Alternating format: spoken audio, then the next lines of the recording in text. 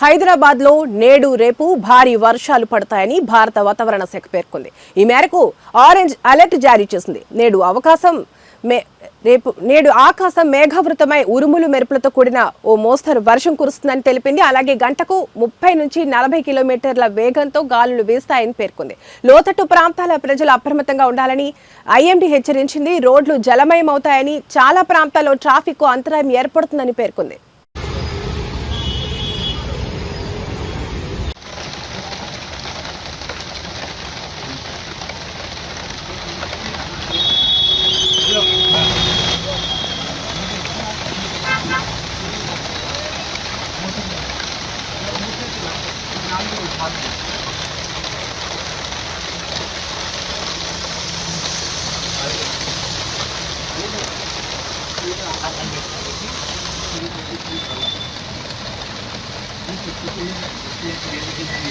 నేను నాకు